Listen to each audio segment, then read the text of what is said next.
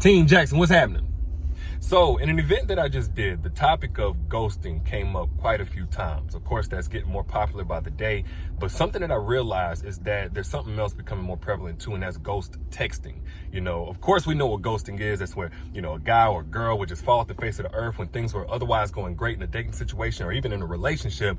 But, the more conversations that we have through text message, because how busy our lives are getting and people just not making time for phone calls, now we have a lot of serious topics that are being brought up via text message.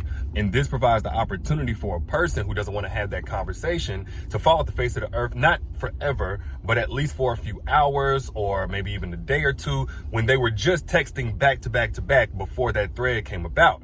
Now, I'm going to tell you why this shouldn't be something that should be considered normal or just passed off as, not a big deal. When you're talking about ghost texting, there's really three reasons why, I'm going to speak as a guy here, that a guy will really ghost text a woman. The first one is because, of course, nothing new. He's just trying to dodge the conversation. Again, this ain't the most problematic of the three reasons, but definitely immature, definitely cowardice. And you don't want to enable that on any level. Maybe later on he thinks that you'll forget about it, or maybe you'll come out your emotions and it won't be a big deal, or maybe he can just kind of pass it off as, oh, I didn't see that text message, and rope-a-dope you in a sense. But either way it goes, it's something, again, you want to nip in the bud and let him know that unhealthy communication style should not persist. Now, the second reason is because he's hoping to spite you for even bringing up something that is of concern to you or something that holds him accountable.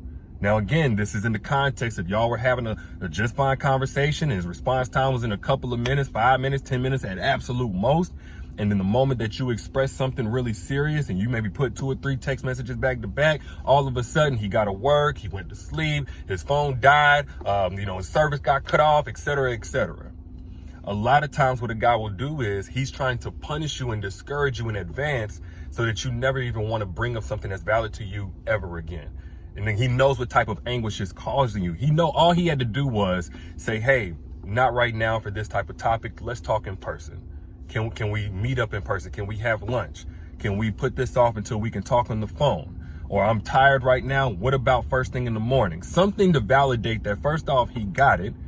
And secondly, he does want to have the conversation and it's worth having. Now, the third reason that a guy will ghost text you is absolutely the most problematic and destructive of all. That's whenever he's using it as a tool, like in all of his repertoire of tools, to teach you where you stand in a relationship relative to him, to groom you into the perfect doormat by day teaching you that your feelings are invalid, by toying with your emotions, by knowing that he's causing you this pain, but not even because he wants to punish you or, particularly because this particular topic pisses him off, but because you're supposed to know your role as somebody who doesn't deserve to be validated at all. So if you notice yourself constantly complaining and pleading with a guy to just recognize how he's impacting you, how he's hurting you, why certain things are bothering you, if you're constantly bringing these concerns up and it seems like it's either hitting a brick wall or just kind of bouncing back off and coming in some type of way that you're actually at fault for even bringing it up, this is where we get into narcissistic territory, which I wrote a whole chapter on this in my book, Don't Forget Your Crown. So get it at the link in the caption if you haven't yet, because it's still 50% off.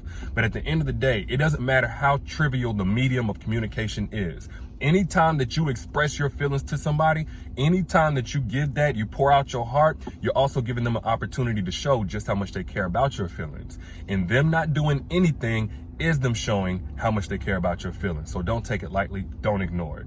But y'all let me know what you think down in the comments. And again, don't forget your crown is 50% off at the link in the caption if you want to know more about this topic. Holla at y'all later. Peace.